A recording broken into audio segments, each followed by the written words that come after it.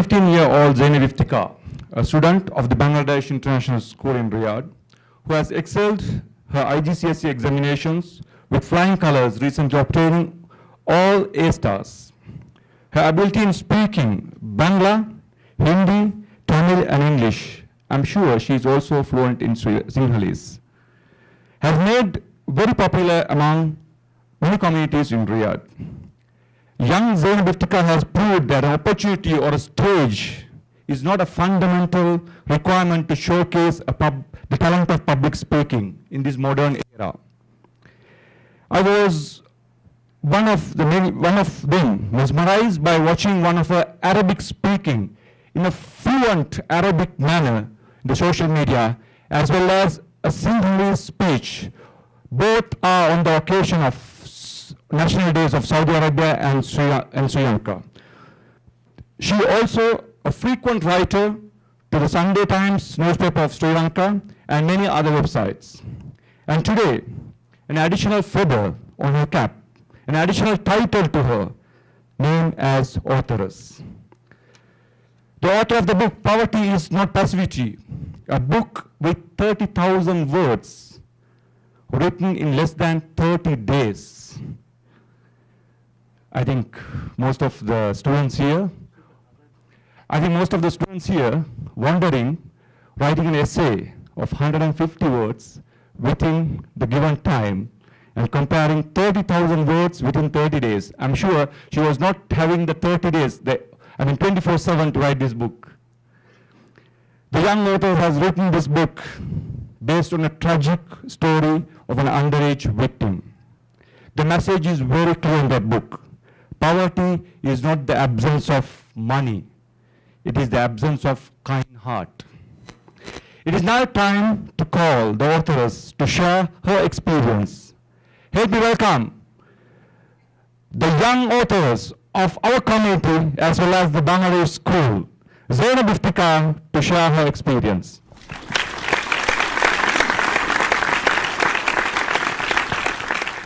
Our chief guest this evening, the Ambassador of Bangladesh to Saudi Arabia, His Excellency Golam Moshi, Guest of Honor, Mr. Qasim Rasuldeen, Senior Journalist, Arab News, Sri Lankan Embassy diplomats and staff, Principal of Sri Lankan International School, Mr. Nazir, members of the Board of Directors in Sri Lankan International School, members of Serendip Toastmasters, other distinguished guests, my dear teachers, family and friends, ladies and gentlemen, Assalamu alaikum, Aibawan, and good evening. I wish to begin my speech with the one thing that has bound this event together, my book, Poverty Is Not Passivity. This title was chosen after great consideration and refinement, and the meaning behind it highlights the idea that poverty does not make any man passive, submissive, or inert to every action of society. Just because you are poor, it doesn't mean that you have to accept the afflictions of society. Even if you are poor, you have the ability to defy the life that you were born with. Several people asked me this question again and again: what made you write this book? I simply replied to them saying that I had a dream. Today, God has given me the opportunity to realize that dream and to share it with all of you. From a very early age, I had an undeterred passion for journalism. My favorite journalist was CNN's chief correspondent, Christiana Amanpour. I had a fierce love for the way she used to debate. And after watching her on TV, I began to mimic her. I copied her gestures and imitated her tone of speech. Now, I would do recording upon recording until I sounded like her. My dad's mobile phone is full of CNN interviews. I can remember distinctly how I would act as Christiana Amanpour asking the questions, and then I would answer to myself acting as Barack Obama or some other global leader. I interviewed everyone, from my parents to my grandparents to my mother's hospital staff, until I ran out of questions. I never imagined in my wildest dreams that amateur journalism would take me to the doorstep of reading, another beautiful journey. My mother gave a lot of importance to education. So my dad and I would sneakily go to Jareed bookstore, buy the books, come home, and hide them from her. But honestly, I think that that was the most beneficial hiding in history, because without being a reader, I cannot be a writer, and I wouldn't have had this platform today.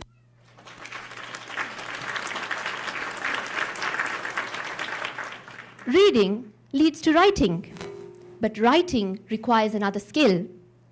It is quite wrong to think that to write, you just need a pen. To write, you also need a heart. You have to give your work a pulse. You have to make people believe in your words, instill hope in them, and have the potential to change the world. It is not about the quantity you write, it is rather the quality that matters. I started to write my book on the 4th of June, 2015. But my career in writing didn't begin there. It had begun several years ago. My first writing endeavor began in the year 2008. That year, at the age of 8, I had written to Tinkle, which was a popular comic in India, and they had published my work around 5 times. I was also introduced to Kids Can Publish, which is a forum for young writers in Arizona, USA, and they had published 3 of my articles as well. In the year 2014, I had written to the Sunday Times in Sri Lanka, and my article regarding the media, titled "A World Without the Media is Like a Soul Without a Spirit," was published. In the same year, I wrote to Saudi Radio, which is Saudi Arabia's first English radio channel, and they had hosted a broadcast featuring my article regarding the ecosystem.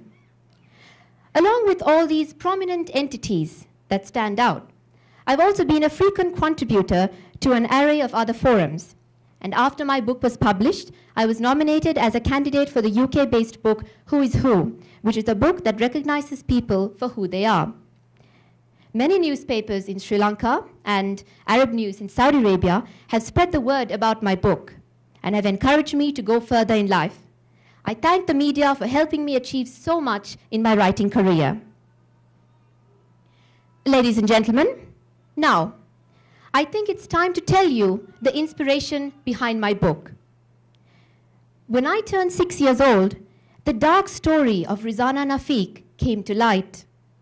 After several struggles, Rizana let out her last breath. And that episode in my life had had a huge impact on me because I grew up for 7 years listening to a heartbreaking story. And I knew I couldn't remain silent. After great scrutiny, I discovered that the reason why Rizana went abroad to work as a maid was due to extreme poverty in Sri Lanka. And I told myself, if I put an end to extreme poverty, maids will not go overseas, and they won't face problems that follow.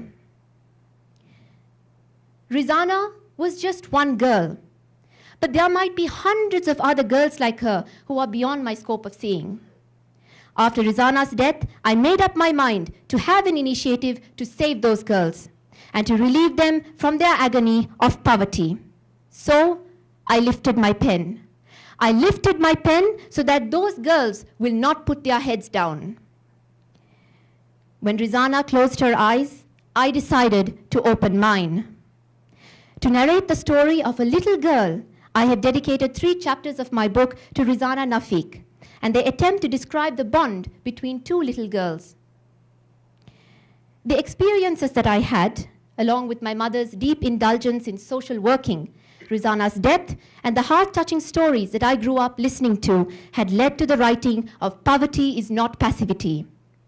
It is the book that describes poverty to the core, but I feel that it is my way of justifying the tears that my mother shed when Rizana died.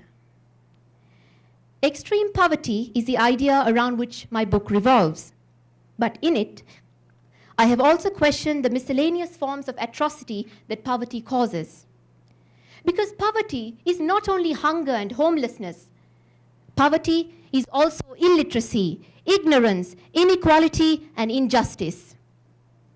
Living in this quagmire, our world has failed time and again to recognize the global emergence of putting an end to extreme poverty. Sometimes I question myself.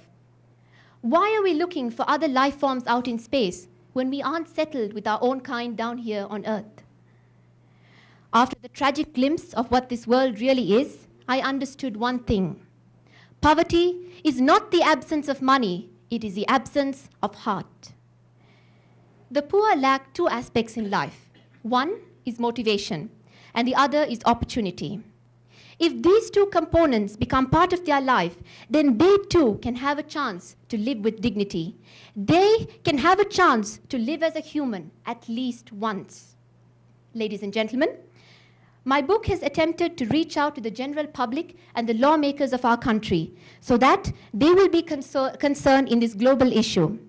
I want every youngster to think about the world beyond their luxurious lives. Every youngster should think of the poor before a morsel of food goes down their throat. I've heard many girls of my age say, "Turn off the tap, you're wasting water," or "Turn out the lights, you're wasting electricity." But I think that this is not enough. This is not enough. Avoiding a wastage is only a form of appreciation for what we have. It is not a form of provision for what poor people don't have. So, take a stand and do something bigger. Take a stand and do something bigger to make someone better.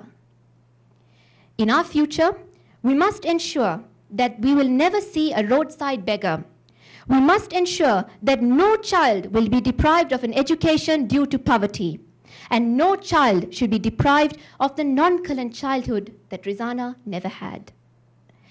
We must ensure that our governments take an initiative to provide good housing, sanitation, quality education, clothing, and employment for the poor.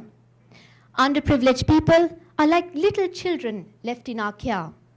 We are their parents, and no parent abandons his child. Ladies and gentlemen, in every holy book and in every religion, we are told to help others, not to hurt them. And believe me, there is nothing more painful than silence. So don't be silent. Don't be silent.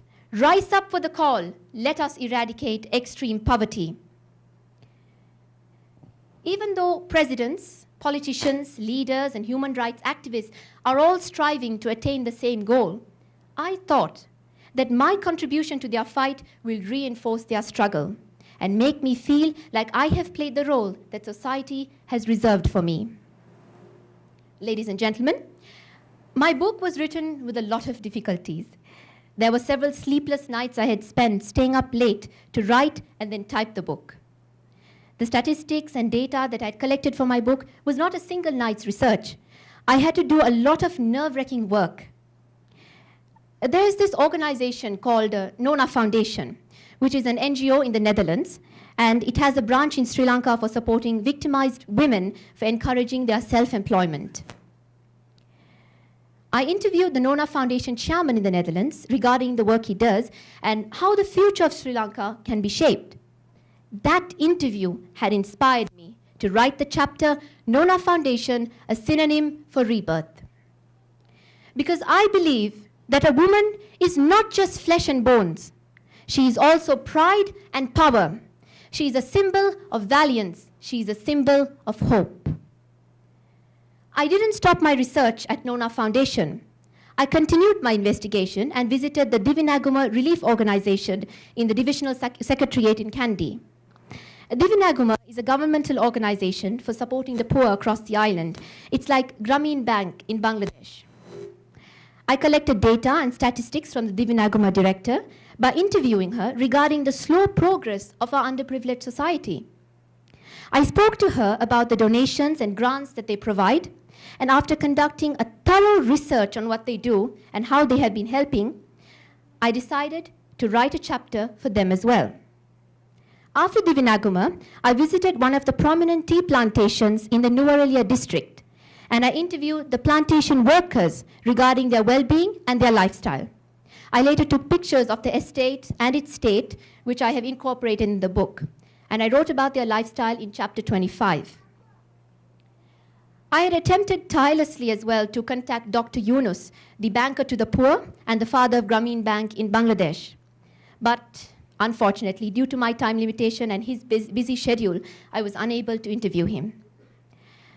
After gathering the necessary information, I approached several publishing houses in Colombo and Kandy And in order to get the quotations, I had to travel 5 times to Colombo. However, only one publishing house agreed to take up the book due to the short time I had given them. I wanted the book to be published quickly because I had to get back to Riyadh for my AS. The time had come to invite the chief guest for the book launch at Galadari, Colombo. So we approached Honorable Patali Champika Ranavaka. To invite him, we had to go through a lot of procedures, and it demanded a lot of Herculean efforts, until finally, we reached his personal advisor, who accepted our invitation. In Honorable Minister's speech, he had mentioned that for a girl of my age, from the Muslim community, to do something like this is not a very common phenomenon in our country. And those words had encouraged me to do something more for my nation. After many more other interviews and visits to key places, the book was finally completed. By the time, I was reduced to half my size, but my spirits were twice their height. I felt exhilarated. Every one of my veins was throbbing with excitement. I felt contented at heart that I had made my contribution to society. I have rendered my first message to humanity. Ladies and gentlemen, the courage that amateur journalism had given me had strengthened my cause. The universe that my books had teleported to me had given me a wide array of perspectives, and I explored the world of possibilities that my pen had given me. I'm thankful to my parents for giving me the freedom to combine those 3 wonderful things that happened to me in my life, and to write this book to realize my ambition. It is my ambition to become a human rights activist and a journalist someday, but it is my parents' dream for me to become a doctor. I will first fulfill their dream, and after that, I will fulfill mine. In the future, using these 3 professions, I hope to serve my nation, which has given me an identity in this society. I would like to take this opportunity to thank His Excellency Mr. Golam Moshi for accepting our invitation, and guest of honor, Mr. Qasim Rasuldeen, for supporting my cause. Thank you to my parents who have made me the person who I am today. I would also like to say a few words in Bangla. আমি কে অনেক খুশি হয়েছি, কিন্তু আমি যে সোসাইটিতে জন্মগ্রহণ করেছি এবং আমি যে সোসাইটিতে পড়াশোনা করেছি, এই 2টা সোসাইটি আমার সামনে একসাথে বসে আছে। এর জন্য আমি সবাইকে ধন্যবাদ বলতে চাই। I would like to thank all of you for being here tonight. I'm glad that the society in which I was born into and the society in which I studied are both seated here together with unity in their minds. I hope that for years to come, we will continue to have unity ingrained in our hearts, and that we use this as our weapon for our fight against poverty. As I had mentioned in my speech at Galadari, Colombo, until extreme poverty has ended, I will continue to crusade with my words for the rights of the poor. Ladies and gentlemen, poverty is not passivity. Thank you.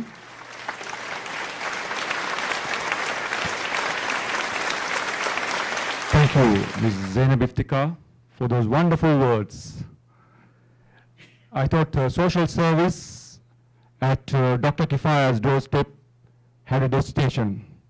I'm sure it's not. It's a journey without destination.